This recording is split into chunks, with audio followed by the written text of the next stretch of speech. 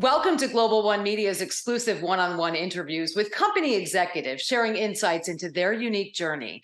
I'm your host, Ashley Berry, and today on Stocks to Watch, we're welcoming Delayne Weeks, Chief Executive Officer of Angkor Resources Corp, a leading resource optimizer in Canada and Cambodia, working towards cleaner, more sustainable mineral and energy solutions. They're listed on the TSXV as ANK and the OTCQB as ANKOF. Delayne, it's a pleasure to have you with us today. Well, thanks so much, Ashley. I really appreciate the opportunity to share what we have here. Yes, for sure. Now, your energy subsidiary, EnerCam Exploration, is carrying out an important carbon capture project in Saskatchewan. Perhaps you can provide an overview of this project for our viewers who are not familiar with it, including its planned capacity right now. Sure. Look, when we extract oil from the earth as a subsoil, we end up with three. We end up with water, we end up with gas, we end up with oil. So what we're doing is this goes into production tanks, and the gases rise to the top of the tank. The oils then rise above the water, and the water is at the bottom. And there are offtake valves for each one of those, so that when we need to take the water off and re-inject it back into the earth, we go to the lower areas and pull that out. Ultimately, the oil is done at higher levels with higher offtake valves, but the gases have to be either removed or recovered. And if there's no infrastructure in place, then ultimately the producer is forced to flare or vent them to the atmosphere. And that means a whole swack of carbons are going to the atmosphere when we want them to go elsewhere. We want to use that waste gas and find a benefit with it. That's what this project is about. Fantastic. Certainly we don't need any more of that. I think it's a terrific mission that you have. You recently made the decision to increase the capture of flared and vented emissions at the project. How do you justify that, or what's the business case behind that decision specifically? Well, because the price of gas right now is quite low, it tends to be ignored. But our reasoning is pretty straightforward. First, it aligns with our very mission of Angkor Resources. That is, go find niche markets that benefit all the stakeholders in the resource sector. Secondly, we see it as a major environmental solution to venting and flaring gases. So no longer would it go to the atmosphere, but instead we can use it as a cleaner energy for our everyday people. And third, like I said, although gas prices are lower at this time, and there's been a big variance, 51% of the heating across Canada comes from natural gas. So we can't discount that. And ultimately, that third reason is there is a revenue stream when we capture those gases, dehydrate them, and put them into a provincial sales distribution channel, which is what we've done. So to expand it, we've done it with our own group of 30 wells. Now we want to go to other producers that don't have a solution and put something in place to capture theirs. Terrific. Yeah, this environmental sustainability, so important. Love to hear the specifics about how you actually do it. I know you have partners at Eyehill Creek Exploration in this project. What do they specifically bring to the table here? So I want to be really clear. Without our operators, this project would not be successful. And our Eyehill Creek operators are stellar. They are superstars at what they do. So they monitor every single well, every valve. They know what's happening at the gas. If there's too much gas and it's choking off the oil, then they would go adjust for that. So they bring the actual operations to the table, and we have nothing but major respect for them. I think it's a glimpse. Sometimes I think Canada undervalues our in-the-field operators that actually make things happen. And certainly Eyehill Creek are top of the team as far as I'm concerned for what they do with this project. It sounds like critical to the success in the project. Yeah. Realistically, yeah, any challenges that you're facing with this project and how you plan to address those? And maybe you could just touch on the next steps here. Well, I think there's always challenges. I mean, look, if you've got producers that are flaring or venting and there's no connecting pipelines to our facility, then putting those pipelines in becomes quite expensive. And so capital is involved. So you have to be committed to say, this is the right thing to do. We're going to go do it. And here's why.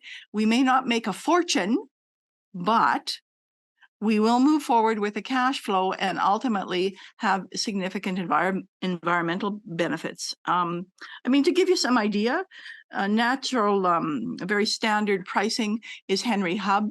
So October 2022, they were at roughly almost $9, and per MCF. That's 1,000 cubic feet.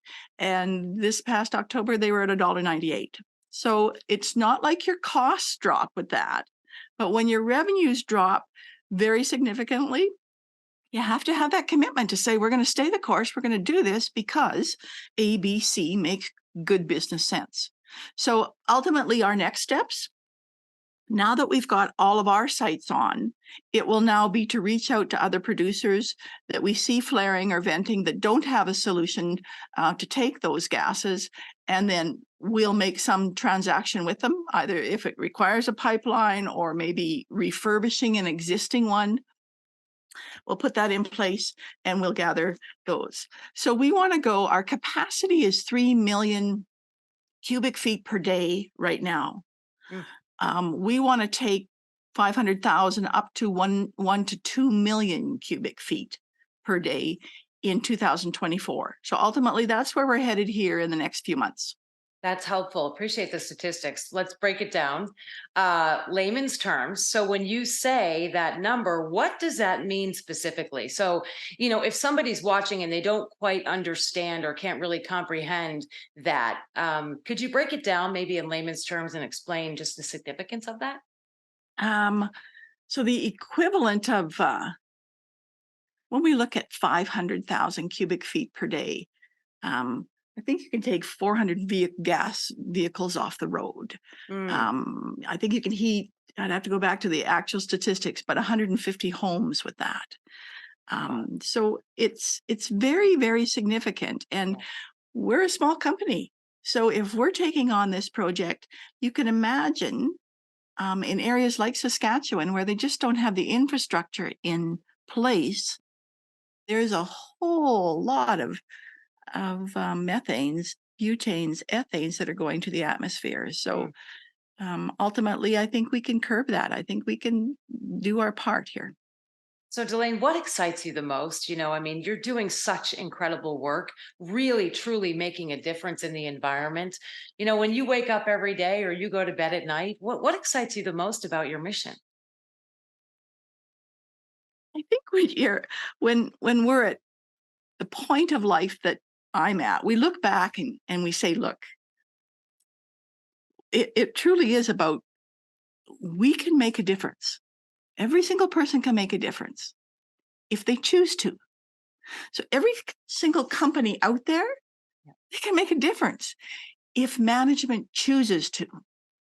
And some of us will move at different speeds and we'll have different catalysts and whatnot. But we ran into this in Cambodia 10 years ago when people said, why are you taking on these social projects when you're just an explorer? Why don't you wait till you're ready to produce? And you see, we see it, our team, it's a philosophical issue. We believe that we should be treating every person, regardless of where they're at in the world, the same manner that we would like to be treated. And that means we have to have major respect for their needs, especially if we're in their country. So, I don't know, I guess my kids have said, lots of people your age are on the beach drinking, sucking back martinis in a retired state. And again, it's part of our philosophy. I think we've got lots to give back here. And fortunately, we're healthy enough that we can do that. So what excites me is it's those little things that we can say, maybe we put a solar pump on instead of a generator. Yeah. There's some little things. If everybody was to do that, I think we would see a major shift in addressing those global issues like our carbon footprint. Just remarkable. Any final message for current or potential shareholders you might have, and why is your mission so important, and why do you feel, we've already touched on that, but why do you feel that they should consider Angkor Resources as a stock to watch? Actually, when I talk to investors, look, first of all, we all invest to make a financial return. Mhm. That's why people put their money into a project or a team. But at the end of the day, I want to make sure that when we make our money, we're really proud of it. I want every one of our investors to say, I was a part of that project, and they were leading in Cambodia, or they were leading in Saskatchewan, or they were doing things that others weren't, to take a step forward and make sure that there was benefits for all the stakeholders. And so I think that's something that's just in my gut, that, I want you to be proud of being part of this company. We're not looking to be a worldwide $1 trillion entity. We're looking to be a very proud, profitable entity that has really done people, planet, profit, and Mm. proven that it works. I have to add the environmental stewardship, so important here. Delayne Weeks, Chief Executive Officer at Angkor Resources, thank you so much for your time. I really look forward to hearing updates about your company here on Stocks to Watch. Take care. Thanks very much.